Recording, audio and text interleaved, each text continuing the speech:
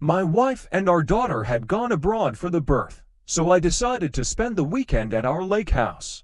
That evening, I had a few beers in front of the TV and dozed off into a deep sleep.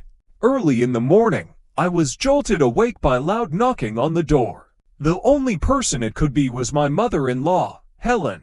Her cabin was just down the road, and she'd probably come to check if I had any company. I opened the door, and there she was, looking cheerful and already tipsy. This was unlike her drunk so early in the day.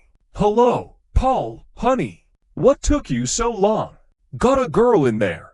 she slurred with a playful grin. "Good morning, Helen.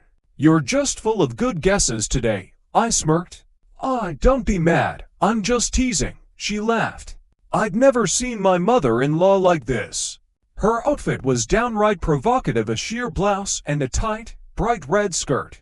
She walked into the living room, settled on the couch, and pulled a bottle of brandy from her purse. "We're celebrating today, Paul. Get the glasses and some snacks." I quietly went to the kitchen, sliced some cheese and summer sausage, and grabbed 2 tumblers. When I returned, Helen was sitting there with a satisfied smile. "Paul, you have a son. I have a grandson. We need to drink to that." I'd always wanted a boy, and the news instantly lifted my spirits. "That's amazing news, Helen. Let's drink to the little guy's health." We sat there, drinking and discussing what to name my son. As we got more intoxicated, the conversation drifted to life and relationships. Helen, clearly feeling the effects, started getting flirtatious. It had been a long time for me, and the temptation was strong. My mother-in-law had been dropping hints for a while, wanting to have a little fun. When she used to stay over, she'd accidentally leave the bathroom door ajar, and I'd caught a glimpse of her more than once. To be fair, she's a great woman. While my wife was in the hospital, Helen would come over, cook for me, and clean the house.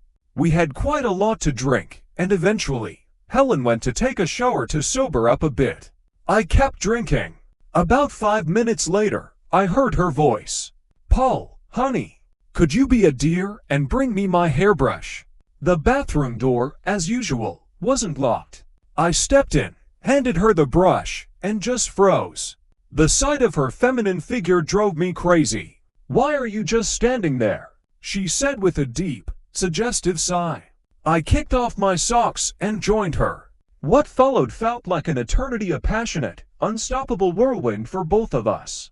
Afterward, we lay there for a long time, catching our breath, and eventually drifted off to sleep. We didn't wake up until the evening, still buzzed, and ended up picking up right where we left off. That's how we spent the rest of the weekend. Helen didn't even want to let me go back to the city. After our little games, I found myself visiting my dear mother-in-law quite often, and each time, we'd get lost in the madness all over again.